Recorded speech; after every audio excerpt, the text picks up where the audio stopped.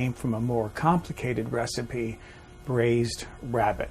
And although I have rabbit in the freezer, I thought, why not do this a simple and economical way? The rabbit was $8 a pound. I went to Costco yesterday and I bought 2 whole chickens.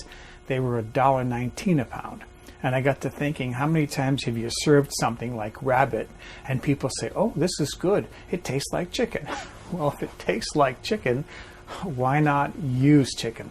So that's what I want to do today. I want to make braised chicken. I have here the drumsticks and thighs from those 2 chickens. I cut them up last night. I wasn't sure whether to do bone in, boneless, skin on, skin off. I decided to compromise. I left the bone in, but I took the skin off. You need between 2 to 2.5 pounds of chicken. That's about 900 grams to 1.1 kilogram. I actually have close to 3 pounds here.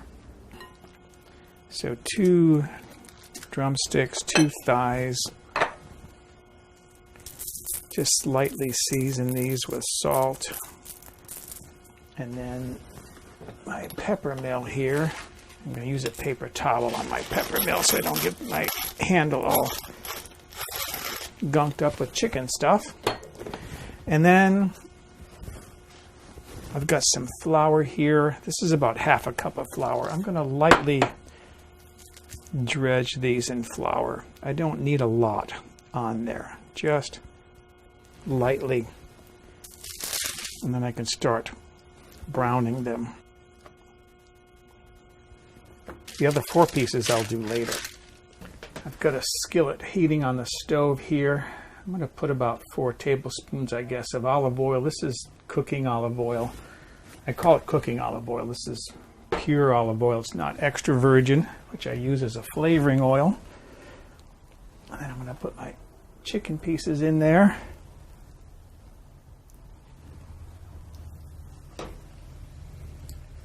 And I'm going to brown these lightly on both sides.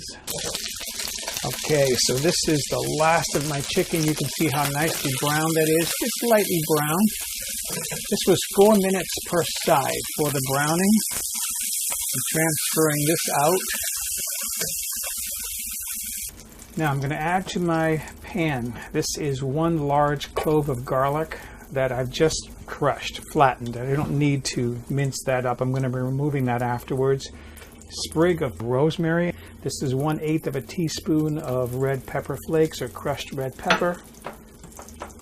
And then a pinch of salt, pretty good sized pinch of salt. And then I'm going to just bring my heat back up and I'm going to cook this until the garlic starts to brown. That'll take about a minute. Okay, so you can see how my garlic here has browned. I'm going to leave that in the pan, but I'm going to remove that later. Meanwhile, I want to start adding my chicken back to the pan again. So I have my chicken in the pan now. What I'm going to add here for my liquid, this is 1 cup of homemade chicken stock, to which I've added half a cup of dry white wine. And I'm going to bring this liquid to a boil and reduce the liquid by about half with the cover off. So I've reduced my liquid here now to about half. This took about, I don't know, 12 minutes. I'm going to remove a couple of pieces of chicken here because I need to get to this liquid, because I'm going to be stirring in a paste to help this to thicken. What I have here is a mixture of 2 tablespoons of butter. This is at room temperature. And 1 tablespoon of flour. I mixed these together. That's all-purpose flour. I mixed these together to make a paste. I'm going to stir this into the liquid, and this will thicken somewhat right now because the liquid is hot. But what I have set up on the side here is 1 cup, which is 237 milliliters of chicken stock. I'm going to add about half of that right now. And I'm going to keep this stock on the side, and I'll add more as I need to. I'm ready to return these 2 pieces of chicken back to the pan. It's just coming up to the boil, the liquid. I'm going to reduce the heat to low, put a lid on that, and I'm going to simmer that for about 1 hour. Every 15 minutes or so, I'll come in and check it, turn the pieces over. I'll add more chicken stock or water if that pan looks like it's starting to boil dry. I turned the heat off under this about 3 or 4 minutes ago to let it rest. You can see by the way the chicken is pulling away from the bone that this is fall off the bone tender. So in the meantime, I am cooking some noodles. I think this would be good with egg noodles.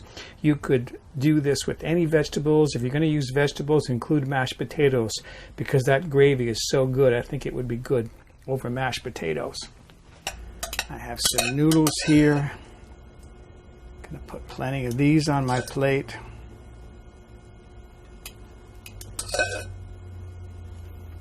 Add them all.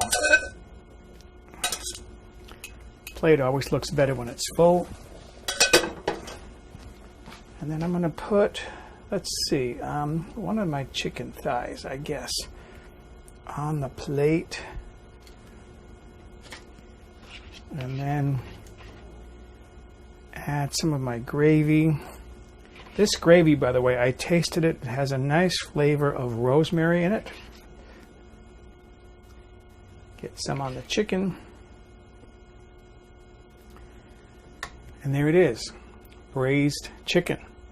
Can't wait to see how good all of that's going to taste. Okay. Taste my